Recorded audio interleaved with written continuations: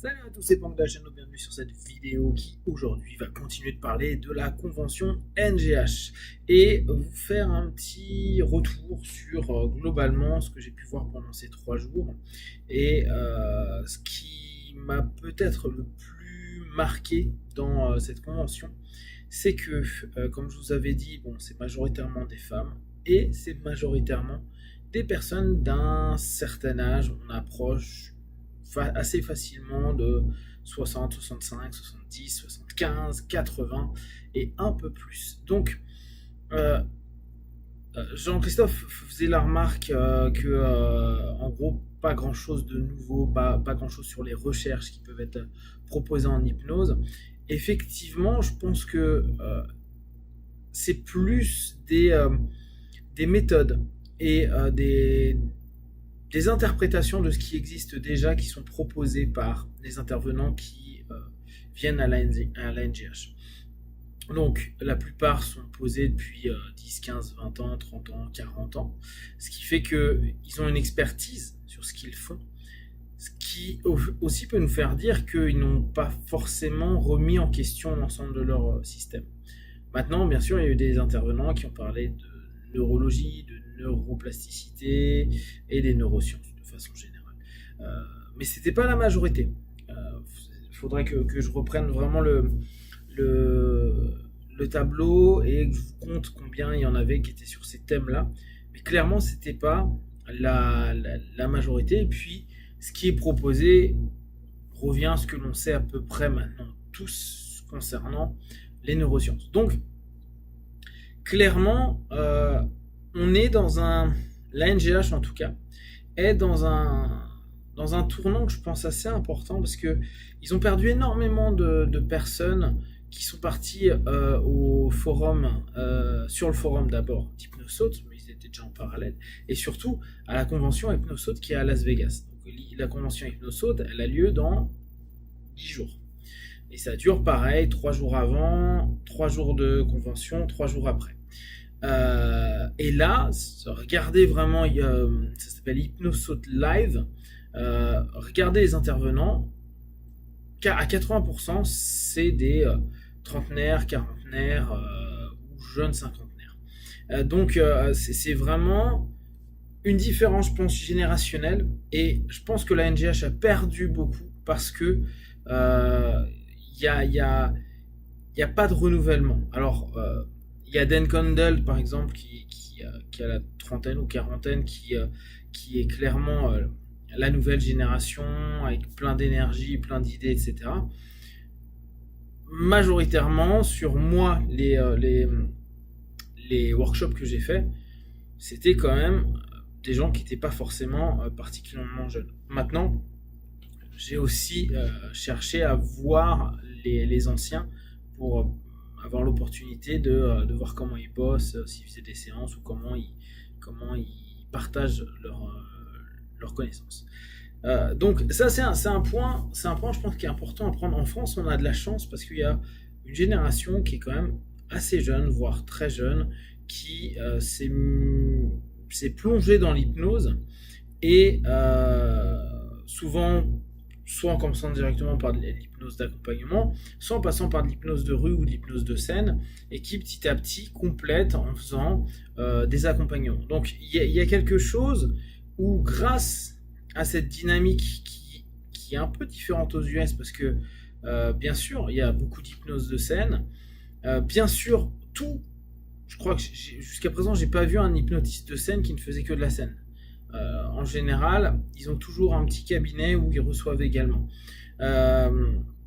Donc, ils sont quand même dans cette possibilité de lien, de réflexion, de nouveauté, etc. Mais bon, ça se fait pas. Donc, je disais il y a quelques mois, je pense que l'évolution de l'hypnose ne viendra pas des États-Unis. Bien sûr, il y a plus de praticiens automatiquement sur 300 millions. Mais je ne crois pas que ça viendra des États-Unis. Parce que là même à Hypnosaute Live, il y a du monde qui vient d'Europe, d'Angleterre. Et je pense que l'Europe a vraiment un un vrai vivier d'hypno qui ont plein de choses qu'ils peuvent montrer, découvrir, faire tester. Euh, alors bien sûr, on pourra toujours dire, et clairement jusqu'à présent, c'est un petit peu ce qui se passe, c'est que on revient sur des expériences qui ont déjà été faites dans les années 60, par rapport à la drogue, par rapport au sexe, par rapport à des états plus importants, ramenant des notions spirituelles ou des notions chamaniques ou des notions énergétiques. Ça a déjà été fait, ça a déjà été vu, ça a déjà été testé, etc. etc. Euh, plus ça, plus ça, plus ça s'est professionnalisé, plus l'expertise est devenue sérieuse, plus les expériences se sont limitées à des cas. Sommeil, poids, tabac, peur, anxiété, blablabla. Bla, bla, bla, bla. Ce qui a fait certainement diminuer les expériences un petit peu d'à côté.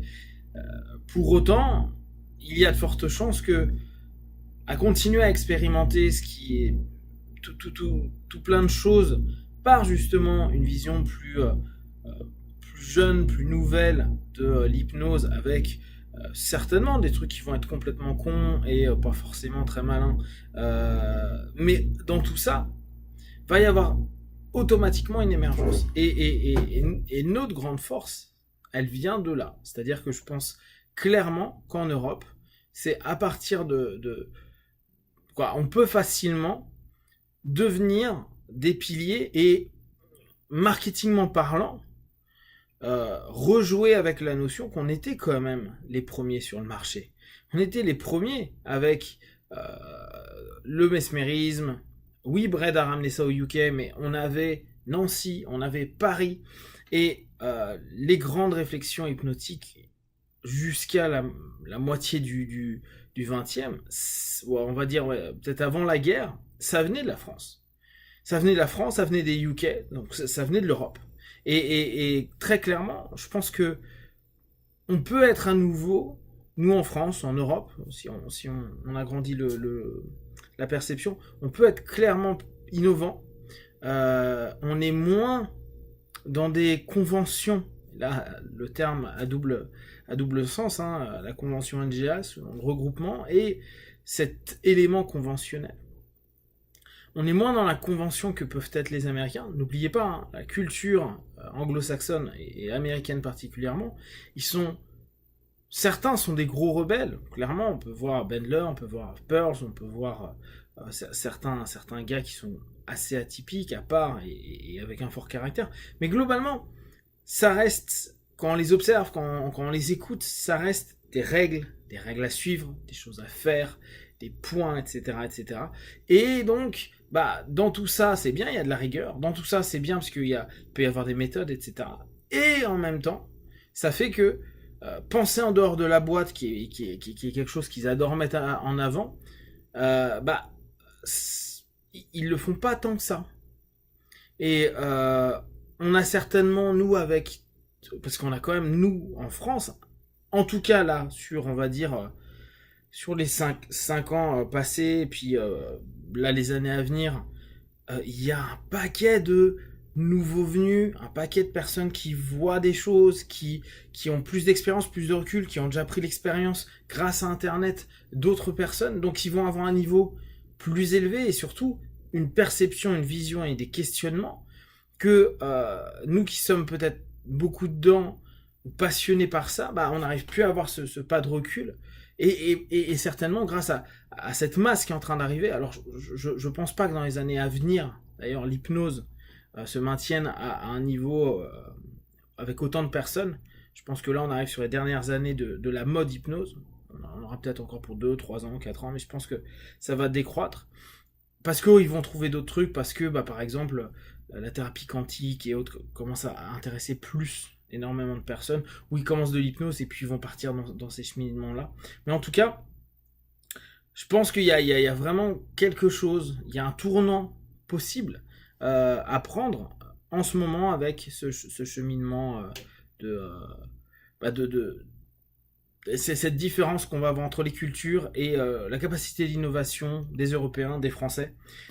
Et là, on revient en fait à ce que culturellement on est. C'est-à-dire que le peuple français, on est des chercheurs, on est des trouveurs, et on est très innovant sur plein de choses. C'est juste après, souvent on fait racheter nos cerveaux ou nos cerveaux se barrent parce que on croit pas à l'innovation de ce qu'on met nous-mêmes en place. Mais ça, c'est un autre débat. Voilà, donc si vous êtes dans cette dynamique à vouloir faire évoluer, avancer, etc., il y a plein de personnes qui font plein de choses. Il y a des écoles qui bossent beaucoup pour créer des fonctionnements, des innovations, etc., ou des réflexions, comme peut faire l'Arche et Hypnologie. Là, j'ai été contacté il n'y a pas longtemps pour faire des regroupements d'hypno, pour des réflexions. Il y a plein de choses qui se mettent en place. Donc n'hésitez pas à dialoguer, parler entre vous, voir ce que vous pouvez faire ensemble, créer des choses. Même si ça se casse la gueule, c'est pas grave, il y aura toujours des relais ou des choses qui se seront initiées à un moment donné pour faire avancer cette discipline. Et si vous avez des questions et des remarques, vous partagez sur Facebook, YouTube, j'y répondrai le plus rapidement possible. Comme d'hab, ne prenez que ce qui est bon juste pour vous, testez, observez, analysez et concluez. Be one.